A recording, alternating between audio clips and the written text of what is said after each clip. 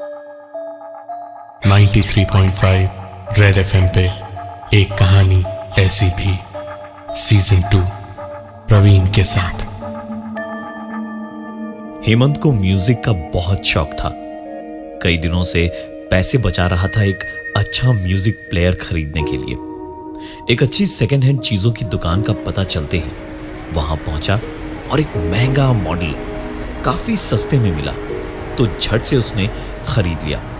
हेमंत की तो मानो जैसे लॉटरी लग गई थी। दुकान पे उसने चेक किया तो साउंड वगैरह सब उसे काफी पसंद आया। खुशी खुशी MP3 प्लेयर लेकर हेमंत घर पहुंचा और नए हेडफोन लगा के गाने सुनने को उसे ऑन किया तो शायद कुछ प्रॉब्लम होगी। यही सोच के एक बार ऑफ करके दोबारा उसे ऑन किया, लेकिन कोई फायदा नहीं हुआ। हेमंत दिन भर का थका हारा था, इसलिए सोचा कि पहले नहा धोकर फ्रेश हो ले। नहा धोकर निकला तो उसने देखा कि MP3 प्लेयर की LED जल बुझ रही थी। हेडफोन्स में दबी दबी म्यूजिक की आवाज भी आ रही थी। हेडफोन उठाकर कान से लगाया तो बिल्कुल साफ साफ हेमंत को अपना पसंदीदा गाना सुनाई दिया। मुस्कुराते हुए गाना सुनते सुनते उसने नेक्स्ट बटन दबाया तो अगला गाना भी उसका फेवरेट ही निकला। मस्ती में उसने नेक्स्ट बटन दबाया तो फिर से उसी का पसंदीदा गाना बजा। ऐसे करते करते कुछ 6 गाने उसकी पसंद के ही निकले। अब सारे गाने तो हेमंत की पसंद के नहीं होने वाले थे, इसलिए चेक करने को उसने MP3 प्लेयर को अपने कंप्यूटर से कनेक्ट किया। हेमंत ने जैसे ही माई कंप्यूटर क्लिक करके फोल्डर को खोला तो उसे अपनी जिंदगी का अभी तक का शायद सबसे बड़ा झटका लगा, क्योंकि उसमें प्लेयर वाली ड्राइव पहले से ही हेमंत नाम से दिखा रही थी। हेमंत ने फोल्डर खोलने की कोशिश की तो उसमें नो फाइल्स दिखाने लगा। पक्का ठीक से ड्राइव रीड नहीं कर रहा था। यही सोचकर हेमंत ने कॉर्ड निकाल के डिस्कनेक्ट किया और दोबारा अपने MP3 प्लेयर को कंप्यूटर से कनेक्ट किया। लेकिन एक बार फिर से ड्राइव तो हेमंत के नाम से ही दिखी, पर गाने की फाइल्स एक भी नहीं थी। हेमंत ने प्लेयर को तुरंत डिस्कनेक्ट किया और हेडफोन्स लगाकर उसने फिर से उसे ऑन किया तो फिर से गाने बजने लगे। हेमंत ने जैसे एक बार फिर नेक्स्ट दबाया तो इस बार गाना नहीं, कुछ और सुनाई दिया। कोई बड़े धीमे धीमे एहतियात से बोल रहा था, मेरा नाम नकुल है, मेरा कैमरा और रिकॉर्डर दोनों बंद है, इसलिए मैं अपने MP3 प्लेयर में इस रिकॉर्डिंग को कर रहा हूं। इस वक्त मैं राजस्थान में हूं। रात के 12 बजे है। मेरी दाईं तरफ थार रेगिस्तान शुरू हो रहा है और बाईं तरफ इंसानों की बस्ती खत्म हो रही है और सामने शायद वही है। कुछ टेंट्स दिख रहे हैं मुझे थोड़ी दूर पर। ये शायद वही बंजारे हैं जिन्हें ढूंढता हुआ मैं इतनी दूर आया हूं। इस बंजारों के काफिले की बहुत कहानियां हैं। इन्हें देखा लेकिन बहुत कम लोगों ने है। जिन्होंने देखा भी है वो बताने के काबिल नहीं रहे। मैं इस वक्त उन्हीं टेंट्स की ओर बढ़े जा रहा हूं। तकरीबन 20 ही मीटर बचे हैं मेरे और उन टेंट्स के बीच, पर ये 20 मीटर भी ऐसे लग रहे हैं जैसे कई किलोमीटर हों। इसके बाद ही MP3 प्लेयर में आवाज बड़ी धीमी हो गई और कुछ यूं आने लगी जैसे कोई फुसफुसा रहा हो। मैं अब पहले टेंट में घुस रहा हूं। मैं अंदर, ये कैसे हो सकता है? ये नहीं हो सकता, ये नहीं हो सकता, ये नहीं हो सकता। उस रिकॉर्डिंग में उसने आगे सुना, ये तो सचमुच वैसे ही है जैसे कहानियों में सुना था। इस वक्त मेरे सामने 5 बंजारे सो रहे हैं इस टेंट में। सब के सब कम से कम 7 फुट लंबे होंगे और वजन करीबन 90 किलो से ऊपर, और मोटे नहीं है, ये काफी तगड़े हैं। बंजारे नहीं, पहलवान लगते हैं सब। मुझसे ये सब और नहीं देखा जा रहा। मैं यहां से निकल रहा हूं, मैं यहां नहीं रह सकता। उस रिकॉर्डिंग के अनुसार नकुल जैसे ही पलटकर वहां से भागने को हुआ तो उसके कदम एक आवाज से रुक गए। नकुल ने पीछे पलट के देखा तो टेंट के अंदर 5 बंजारे उठकर बैठे हुए थे और उसे बड़ी बड़ी आंखों से घूर रहे थे। रिकॉर्डिंग में आगे नकुल की आवाज में रिकॉर्ड था, मैं भाग रहा हूं यहां से। यहां रुकने का कोई सवाल नहीं होता। मुझे दिल्ली पहुंचना है, वो भी हर हाल में। दुनिया को मैं इनके बारे में बताना चाहता हूं। मैं यहां से भाग रहा हूं।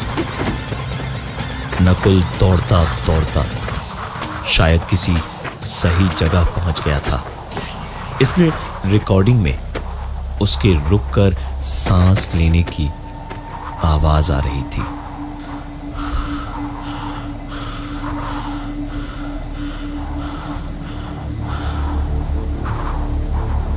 लेकिन कोई फायदा नहीं था इसका, क्योंकि शायद वो रेत पर गिर गया था।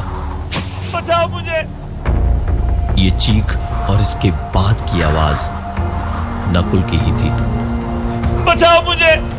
कोई बचाओ! ये मुझे मार डालेंगे, मुझे बचाओ! ये मुझे पैरों से घसीट रहे हैं। कोई प्लीज बचाओ!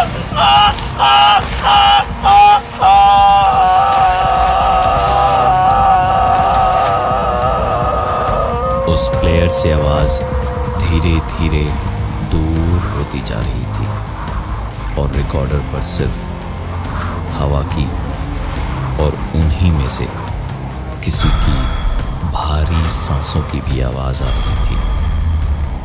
और फिर वो आवाजें भी बंद हो गईं।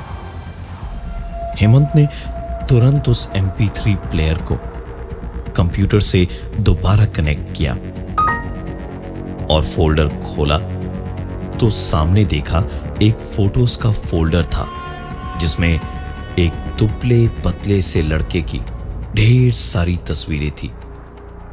एक के बाद एक हेमंत सारी तस्वीरों को देखता गया। किसी तस्वीर में लड़का शायद अपनी गर्लफ्रेंड के साथ था, तो किसी में अपने परिवार के साथ और कहीं दोस्तों के साथ। लेकिन आखिरी फोटो थोड़ी नहीं, काफी ज्यादा अलग थी, क्योंकि तस्वीर तो उसी लड़के की थी, लेकिन वो 6 फुट से ज्यादा लंबा दिख रहा था और कपड़े हमारी तरह नहीं बल्कि गांव के बंजारों के जैसे पहने हुए थे उसने। हेमंत का तो जैसे दिमाग ही खराब हो गया था ये सब देखने और सुनने के बाद। उसने तुरंत कंप्यूटर को शट डाउन कर दिया। हेमंत लेटा ही था अपने बिस्तर पे कि AC वाली खिड़की पे खटखटाने की आवाज हुई। हेमंत बड़बड़ाता हुआ उठा बिस्तर से। बिल्लियों ने तो जीना मुश्किल कर दिया इस घर में। और खिड़की के पास पहुंचते ही उसके गले की नसें सूख गई। प्यास तुरंत ही लगने लगी और उसने खिड़की के उस पार देखा। वही फोटो वाला बंजारा लड़का नीचे खड़ा था और हाथ में खंजीरा लिए जोर जोर से उसे बजाए जा रहा था। हेमंत तुरंत दौड़ता हुआ मां पापा के कमरे में गया और वहां के दरवाजे को खटखटाने लगा। हड़बड़ाए हुए मां पापा दोनों बाहर आए तो देखा हेमंत का चेहरा डर के मारे पीला पड़ चुका था। हेमंत दोनों को अपने कमरे में पूरी बात बताते हुए लेकर गया, लेकिन बाहर वहां न तो कोई आदमी था और न ही किसी खंजीरे की आवाज थी वहां। हेमंत इतना ज्यादा डरा हुआ था कि उस रात वो अपने मां पापा के साथ ही सोया। सुबह उठा तो सर भारी सा था। हाथ मुंह धोकर हेमंत सीधा इंटरनेट पर बैठ गया। नकुल, राजस्थान और बंजारा लिख करके इंटरनेट पर सर्च किया तो एक आर्टिकल उसे मिला जिसको लिखने वाले का नाम भी नकुल ही था। और फोटो देखी तो वही लड़का था। आर्टिकल पढ़ना शुरू किया तो हर एक लाइन पढ़ने के साथ साथ हेमंत की आंखें चौड़ी होती जा रही थी। पता नहीं हेमंत को क्या हुआ, वो बिना कुछ बोले घर से अपना बैग उठाए हुए बाहर निकल पड़ा। पैदल ही इतनी तेज तेज चल रहा था जैसे उसके पीछे कोई जान लेने को पड़ा हो। कुछ 7 किलोमीटर का रास्ता उसने मुश्किल से 30 मिनट में पार कर लिया होगा। और पूरे वक्त ऐसा लग रहा था जैसे कोई है जो उसके लाख चाहने के बावजूद उसे उसकी मर्जी से चलने नहीं दे रहा है। पूरी हिम्मत और ताकत लगाने के बाद तकरीबन 20 मिनट के बाद उसी दुकान के सामने खड़ा था जहां से उसने वो सेकेंड हैंड MP3 प्लेयर खरीदा था। दुकान में घुस के देखा एक आदमी काउंटर पे बैठा था। हेमंत ने उससे पहले तो धीमे धीमे पूरी बात बताई और फिर उस आदमी से कहा, अंकल मुझे मेरे पैसे वापस कर दीजिए और ये आपका MP3 प्लेयर अपने पास में ही रखिए। इस बात को सुनते के साथ ही वो आदमी हेमंत की ओर ऐसे पलटा जैसे हेमंत ने पता नहीं क्या बोल दिया। उसने धीरे से अपना चेहरा ऊपर उठाया और हेमंत से कहा, बेचा हुआ सामान और खरीदी हुई जान हम वापस नहीं करते। वो आदमी खड़ा हुआ तो हेमंत उसे देखता ही रह गया। वो कम से कम 7 फुट लंबा था और कलाइयां इतनी चौड़ी थी जितनी हेमंत की पूरी बाह नहीं थी। उस आदमी ने इतना कहते के साथ ही हेमंत का हाथ पकड़ा और उसे घसीटता हुआ अंदर की ओर ले जाने लगा। हेमंत चिल्लाता रहा, उसे छोड़ देने की भीख मांगता रहा, लेकिन कोई फायदा नहीं। आखिरकार एक दरवाजा आया जिसे उस आदमी ने एक सूखे पत्ते की तरह एक लात मार के खोल दिया और हेमंत को अंदर किसी खिलौने की तरह उठाकर फेंक दिया। हेमंत उठ के वापस बाहर आने को दरवाजे की ओर आता रहा और चिल्लाता रहा, लेकिन दरवाजा उसके सामने अपने आप धीरे धीरे बंद होता गया।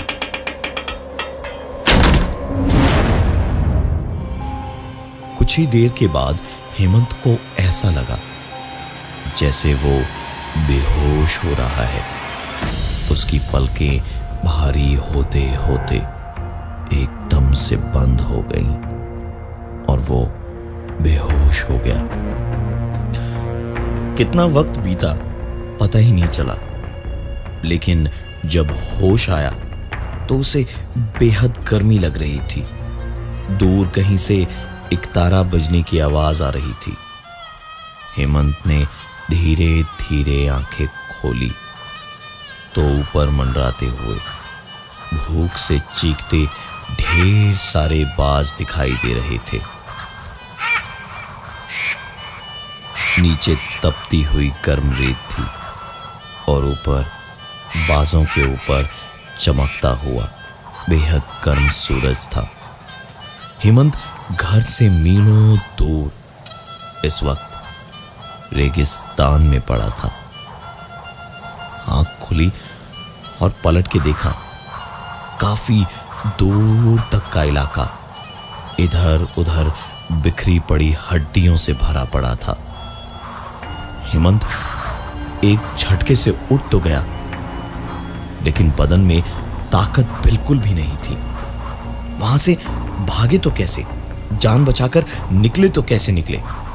हेमंत इसी उधेड़-बुन में था कि दूर से एक आदमी हाथ में कुछ लिए हुए उसकी ओर आता दिखाई दिया। जैसे जैसे वो आदमी करीब आ रहा था, हेमंत दिल ही दिल खुद को कोसने लगा कि क्यों उसने उस आदमी को आवाज दी, क्योंकि वो आदमी करीब 7 फुट लंबा था, चादर ओढ़े हुए दौड़ता हुआ हेमंत की तरफ जैसे जैसे आ रहा था, तो उसमें और मौत में कोई फर्क नहीं लग रहा था। और हेमंत के करीब आके एकदम से वो आदमी रुक के खड़ा हो गया। चेहरे से चादर हटाई तो ये वही लड़का था, नकुल। हेमंत ने पीछे पलट कर देखा तो दूर उसे एक टेंट दिखाई दे रहा था। वो उठ के उस टेंट की ओर भागा। भागते भागते उसने देखा कि नकुल खड़ा खड़ा उसे चुपचाप देख रहा था। हेमंत दौड़ता हुआ उस टेंट में घुस के बोला, बचाओ मुझे, प्लीज मुझे बचा लीजिए, प्लीज। मेरे पीछे एक बंजारा पड़ा है।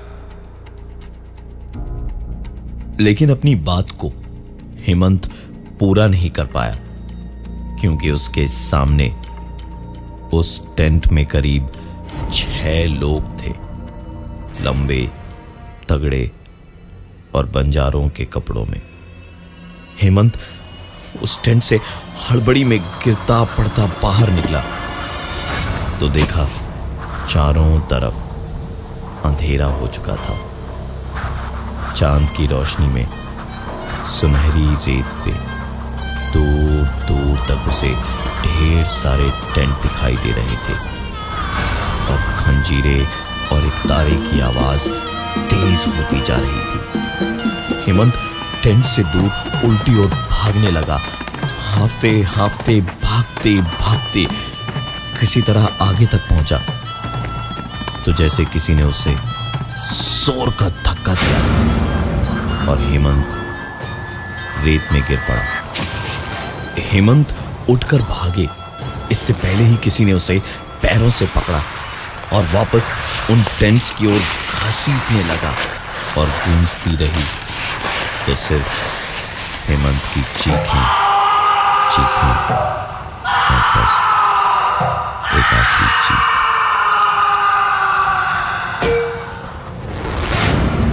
जहां से रेगिस्तान खत्म होता है और नमक का रेगिस्तान शुरू होता है, वहां आज भी रात को कई बार किसी के चीखने की आवाजें गूंजती है।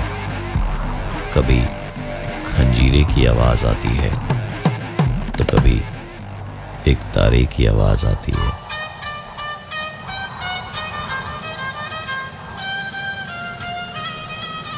आज की तारीख में वो MP3 प्लेयर फिर से किसी दुकान में अपने किसी नए खरीदार का इंतजार कर रहा है।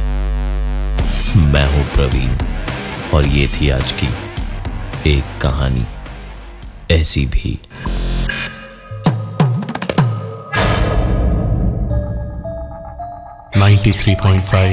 रेड एफएम पे एक कहानी ऐसी भी सीजन 2 प्रवीण के साथ।